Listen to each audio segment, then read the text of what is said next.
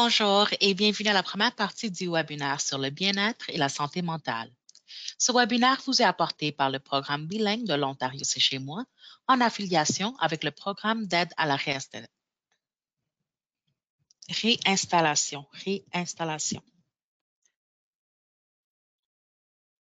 Bonjour, bienvenue à la première partie du webinaire sur le bien-être et la santé mentale. Ce webinaire vous est apporté par le programme bilingue de l'Ontario C'est chez moi en affiliation avec le programme d'aide à la réinstallation. Je m'appelle Nawara et je suis la coordonnatrice bilingue de l'Ontario C'est chez moi et étudiants internationaux sur Connect. Je vais vous guider à travers ce webinaire aujourd'hui. Ce webinaire est divisé en deux parties. Pour la première partie du webinaire, nous allons couvrir le bien-être, la santé mentale, santé sexuelle et productive, mode de vie sain et des ressources. Commençons avec la santé mentale. Dans ce webinaire, nous parlerons aussi de la santé mentale, qui est souvent appelée bien-être mental. Cela signifie que vous vous sentez bien dans votre peau et dans votre vie et que vous êtes en mesure de fonctionner efficacement en tant qu'individu et dans votre communauté. Se sentir bien mentalement signifie que nous sentons que nous avons un équilibre entre les différentes parties de notre vie, nos interactions sociales avec la famille et les amis, le sentiment physique bien, la stabilité économique, le sentiment que vous êtes productif et avoir un soutien spirituel si vous avez besoin de cela. Nous traversons tous des moments où l'équilibre bascule trop dans une direction et il est nécessaire de retrouver pied. Nous sommes tous différents et notre équilibre personnel est unique pour nous, donc nous devons faire ce qui est nécessaire pour rester en bonne santé. Au Canada, nous estimons qu'il est important de s'attaquer à toute préoccupation mentale. Au Canada, les statistiques montrent qu'une personne sur 5 a des problèmes de santé mentale à un moment donné dans sa vie. Les maladies mentales et les troubles réduisent notre capacité de faire face à la vie quotidienne et ils peuvent toucher les gens quel que soit leur âge, leur origine ethnique, leur religion, leur profession et leur nouveau niveau de revenus et d'éducation. Déménager dans un nouveau pays peut être stressant et s'installer dans une nouvelle communauté prend du temps.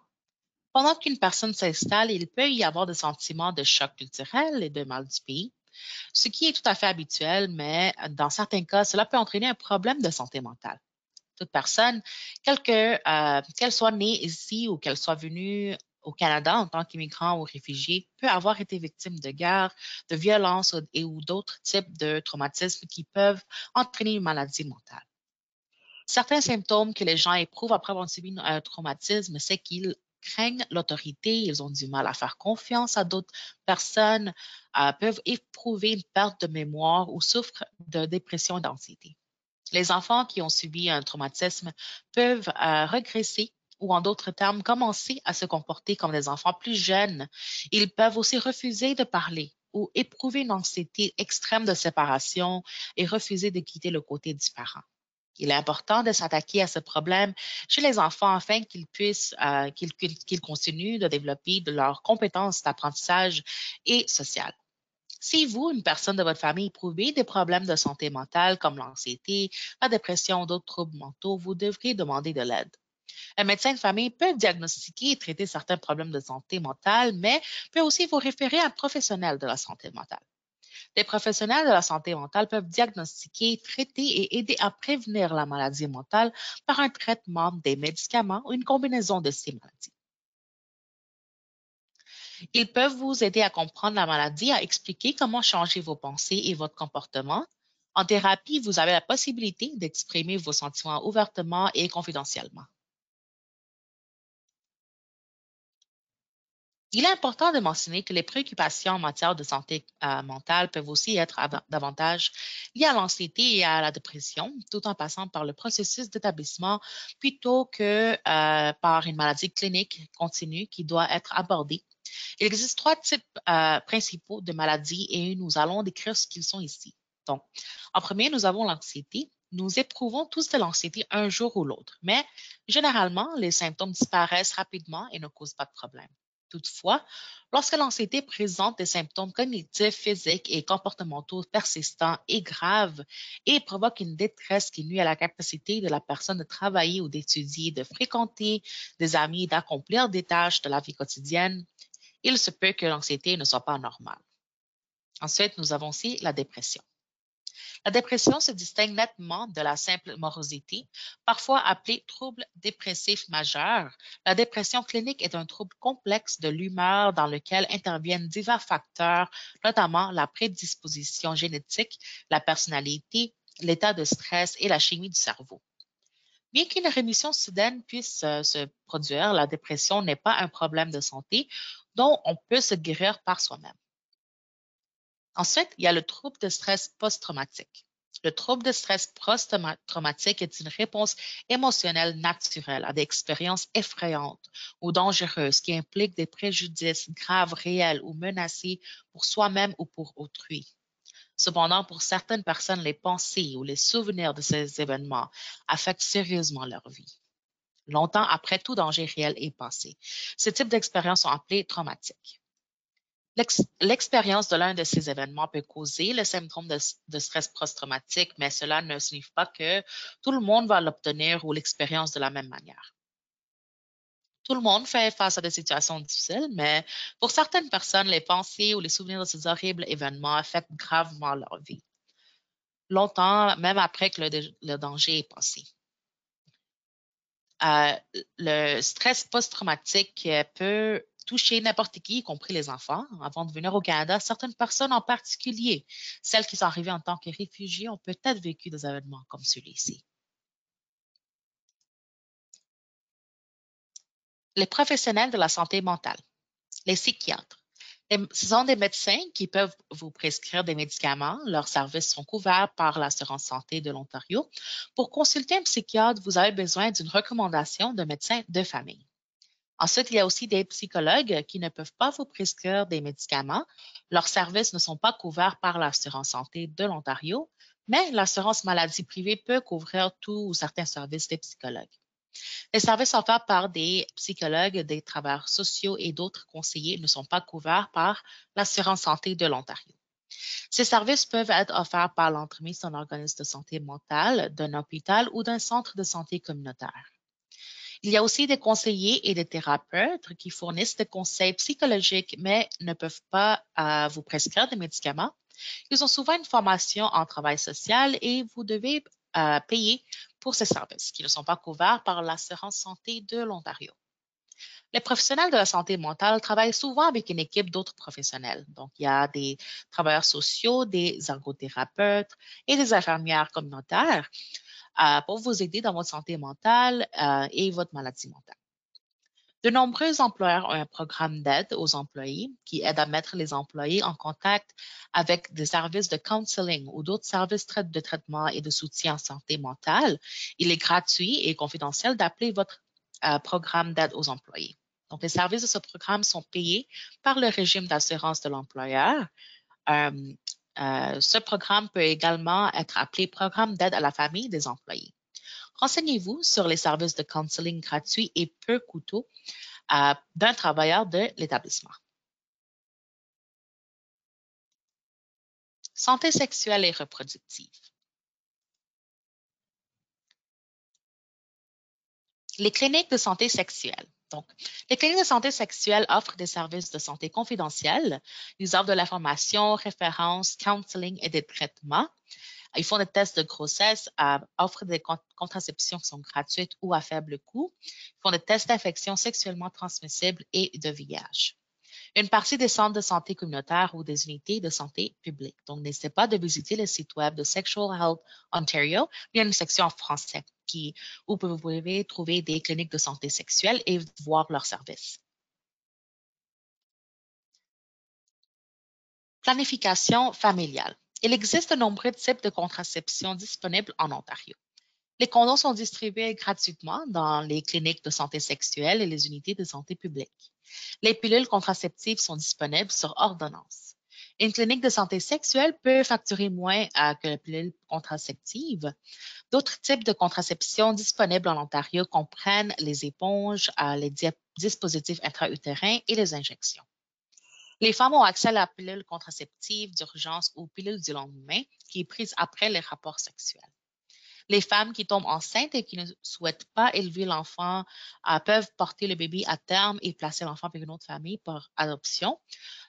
Pour de plus amples renseignements sur l'adoption, parlez-en à un conseiller d'une clinique de santé sexuelle ou communiquez avec votre société locale d'aide à l'enfance. Les femmes peuvent également choisir d'avorter ou de mettre fin à la grossesse. L'avortement est légal en Ontario et est couvert par l'assurance santé de l'Ontario.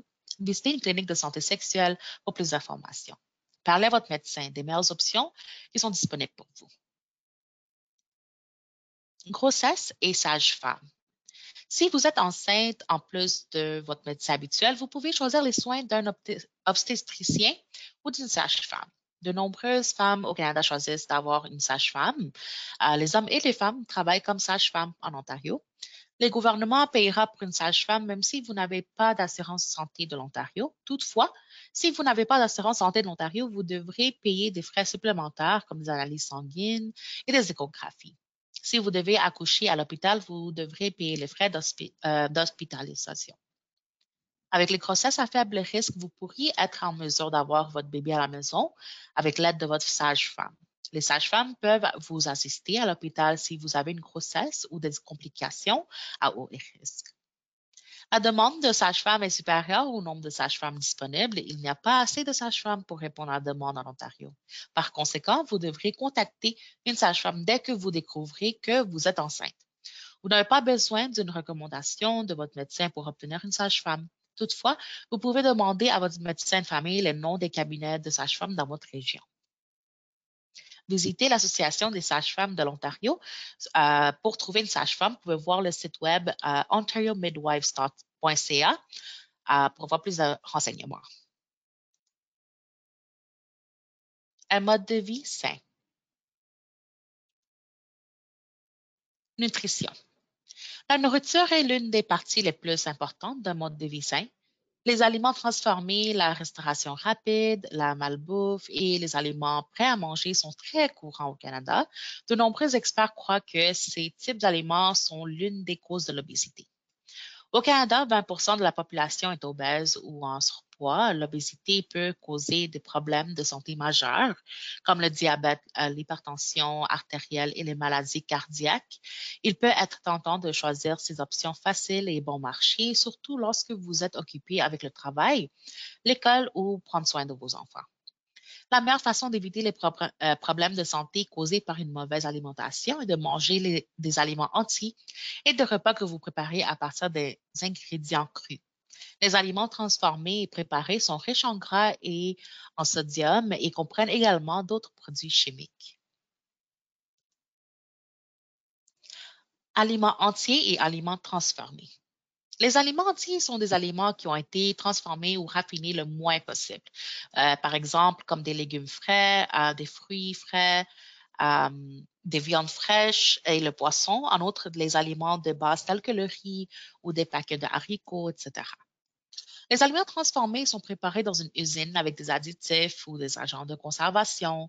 Les aliments transformés contiennent souvent de grandes quantités de matières grasses et de sucre, de sodium, des produits chimiques qui aident à améliorer la saveur ou garder les aliments frais. Par exemple, les restaurants à plat à la sortie ou les restaurants fast-food servent habituellement des aliments transformés. D'autres exemples incluent des aliments prêts à manger, comme les aliments instantanés comme les soupes et les dîners congelés. Il peut être très tentant de compter sur les aliments transformés. Il semble être une solution lorsque vous avez un budget qui est serré, mais compter sur ces types d'aliments est généralement plus cher que d'acheter des ingrédients et de faire vos propres repas. L'achat d'ingrédients frais peut sembler coûteux.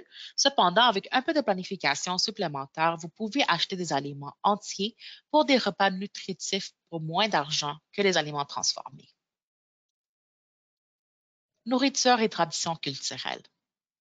Une façon d'assurer une alimentation saine au Canada est de maintenir vos traditions alimentaires culturelles. Certains experts en nutrition encouragent tous les Canadiens à cuisiner les aliments que leur grand-mère cuisinait, bien sûr. Votre grand-mère a probablement passé une grande partie de son temps à préparer de la nourriture. C'est une chose difficile à faire pour les gens qui travaillent à l'extérieur de la maison. Au lieu de cela, vous pouvez utiliser des ingrédients préparés tels que des haricots en conserve ou des tomates, des légumes congelés, des mélanges d'épices préparées et des pâtisseries et faire des versions modernes plus rapides des aliments traditionnels. La plupart des épiceries offrent des aliments ethniques ou des aliments internationaux. Ces sections spéciales comprennent des aliments importés de diverses parties du monde. Souvent, la disponibilité de la nourriture internationale dépendra de la région. De nombreuses collectivités ont également des magasins ou des marchés qui importent des aliments internationaux. Ces magasins peuvent être dans un quartier ethnique ou ils peuvent simplement être dans une zone commerçante qui est populaire. Des aliments sains pour vos enfants. Il faut du temps pour qu'un enfant aime un nouvel aliment. Voici quelques conseils pour donner à votre enfant un nouvel aliment. Donc, donnez la nouvelle nourriture en petite quantité et donnez-la avec la nourriture qu'ils aiment déjà. Il est préférable d'offrir à votre enfant une variété de nourriture à un moment et un endroit précis. Ensuite, laissez votre enfant décider de la quantité qu'il va manger. Ne donnez pas de nouvelle nourriture lorsque votre enfant est malade. Soyez patient. Essayez de rester calme lorsque votre enfant ne veut pas manger. Il faudra peut-être du temps avant que votre enfant n'aime la nouvelle nourriture. Votre enfant peut aimer la nourriture plus si elle aide à le faire. Si l'école de votre enfant n'a pas de programme de repas, vous devez envoyer votre enfant à l'école avec le déjeuner. Essayez de mettre de la variété dans le déjeuner de votre enfant. Gardez du pain, des craquelins, des bagels et des garnitures à sandwich comme des œufs hachés à portée de main pour faire des déjeuners rapides. Il est donc important d'assurer la salubrité des aliments de vos enfants. Alors, utilisez des contenants propres pour emballer les aliments pour le déjeuner. Pour garder les aliments chauds, utilisez un thermos et gardez-les au froid. Utilisez une boîte à jus congelé. Vous pouvez mettre la boîte de jus dans le congélateur la nuit précédente, faire des sandwichs la veille et les mettre au réfrigérateur pour les garder frais plus longtemps. Manger sainement sur un budget. Manger sainement nécessite des produits frais et des ingrédients qui peuvent être plus chers, alors voici quelques conseils sur la façon de manger sainement et toujours travailler dans votre budget. Magasinez dans des épiceries à prix bon marché comme No Frills, Food Basics, Freshco et Price Chopper. Ces magasins ont des prix inférieurs sur les mêmes articles que d'autres épiceries comme Metro, Loblaws, Zehrs et Sobeys. Vérifiez le dépliant de l'épicerie pour des ventes spéciales, puis planifiez vos repas autour des articles qui sont en vente. Vous pouvez également consulter tous les dépliants locaux. Certaines épiceries en auront les promotions d'autres magasins si vous montrez le dépliant ou la publicité. Comparez les prix sur différentes marques. La marque du magasin est souvent de la même qualité que la marque nommée, mais coûte moins cher. Vérifiez s'il y a des aliments spéciaux en magasin près de leur date d'expiration, qui sont souvent réduits pour une vente rapide. Achetez-les à rabais et mangez-les immédiatement ou congelés. Achetez des ingrédients supplémentaires lorsqu'ils sont en vente, comme des canettes de haricots, des sauces en conserve, des légumes congelés et des sacs de riz. Magasinez pour les produits de base que vous pouvez acheter dans le magasin d'aliments en vrac et acheter à un prix inférieur. Magasinez sur les marchés de fruits et légumes qui ont souvent des prix inférieurs à ceux des grandes épiceries. Évitez les dépanneurs. Les articles dans ces magasins coûtent beaucoup plus cher que dans les grandes épiceries. Banque alimentaire. Une banque alimentaire est un programme communautaire qui donne des aliments de base aux personnes qui n'ont pas assez de nourriture à manger. Les banques alimentaires donnent habituellement 2 à 3 jours de nourriture. La nourriture est donnée par des entreprises et des particuliers de la communauté. Les banques alimentaires ont fixé des heures et vous devrez peut-être prendre rendez-vous. Vous devrez fournir une pièce d'identité pour vous-même et pour tous les membres de votre ménage. Vous devrez également fournir des informations sur vos revenus et vos dépenses, votre relevé bancaire, vos bulletins de paie, vos reçus de loyer et vos factures pour aider la banque alimentaire à déterminer vos besoins. Si votre revenu est très faible, vous pourriez être en mesure de visiter une banque alimentaire plus d'une fois par mois. Certaines banques alimentaires peuvent aider à répondre aux besoins alimentaires religieux et à d'autres besoins alimentaires comme les allergies ou le diabète. Il existe de nombreuses banques et programmes alimentaires en Ontario. Communiquez avec le 211 Ontario pour trouver vos programmes de banque alimentaire locales. Mode de vie sain. Lorsque vous vous sentez malade ou que vous pensez que quelque chose ne va pas, vous devriez demander l'aide d'un professionnel de la santé. Vous pouvez également aider à maintenir votre propre santé et bien-être. Donc, faites des choix pour rester en bonne santé et bien en suivant un mode de vie sain, comme manger des aliments qui sont nutritifs, faire des exercices régulièrement et avoir beaucoup de sommeil, d'éviter les habitudes malsaines comme le tabagisme et la consommation de drogue. Nous allons parler plus des mauvaises habitudes un peu plus tard. Enfin, un mode de vie sain nous aide à prévenir la maladie, à nous rétablir plus rapidement lorsque nous tombons malades et à gérer les effets causés par le stress. Activité physique. Les Canadiens passent souvent leur journée assis à un bureau. Beaucoup conduisent aussi leur voiture partout où ils vont. Et beaucoup de gens utilisent l'exercice ou des séances d'entraînement pour rattraper, pour s'asseoir immobile toute la journée. Les médecins recommandent aux adultes d'avoir au moins 2 heures et demie d'activité physique par semaine. L'activité physique devrait vous faire respirer un peu plus fort et même transpirer un peu. Vous pouvez choisir ce qui fonctionne pour vous. Vous pouvez marcher, donc vous pouvez économiser de l'argent sur la conduite et le transport en commun. C'est un moyen facile de rester actif et en bonne santé. La sécurité, donc les trottoirs et les feux de circulation piétonnés. Marcher jusqu'au travail ou à l'école, ou marcher à un parti. Marchez jusqu'à l'épicerie et prenez le transport en commun à la maison. Promenez-vous dans le parc ou dans le quartier. Il y a aussi le cyclisme, comme le vélo est un autre moyen peu coûteux et de se déplacer dans la collectivité de l'Ontario. Le cyclisme est également un bon moyen d'ajouter de l'exercice dans une vie bien remplie. De nombreuses villes de la province ont désigné des itinéraires et des sentiers cyclables. Il peut également y avoir des voies spéciales sur la route juste pour les vélos. Les cyclistes doivent suivre les règles de la route, porter un casque et garder leur vélo en bon état de fonctionnement. Verrouillez toujours votre vélo sur un support à vélo lorsque vous quittez. Activité quotidienne. Même si vous n'avez pas le temps de vous rendre au travail à pied ou de visiter votre centre communautaire local, vous pouvez tout de même ajouter plus d'activités physiques à votre journée. Donc, allez vous promener pendant votre pause déjeuner. Levez-vous lorsque vous êtes à votre bureau pendant quelques heures parce que vous êtes assis pendant longtemps. Prenez l'escalier à la place de l'ascenseur.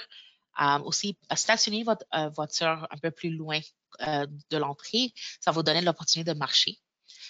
Descendez du bus quelques arrêts plus tôt et marchez vers la maison. Lorsque les enfants jouent, marchez autour de eux, et jouez avec eux à la place de s'asseoir sur un banc.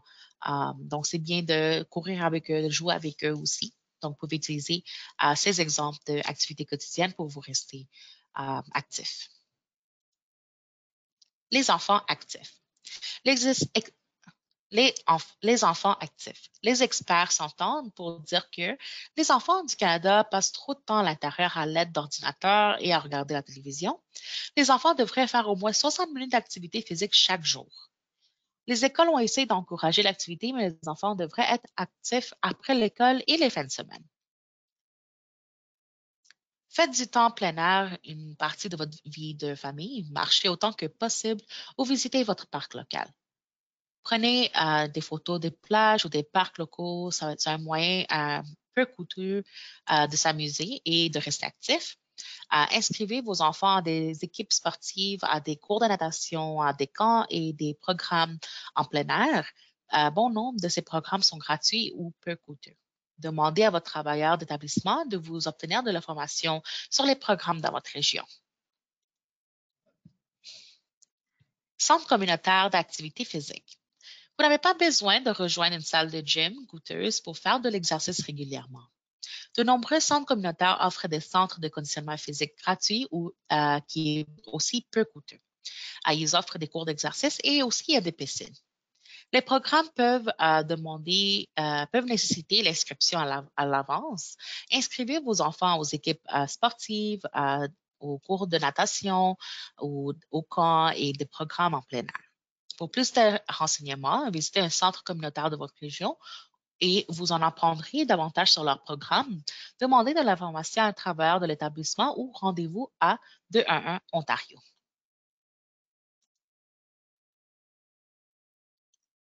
Parlons maintenant à propos des ressources qui sont disponibles.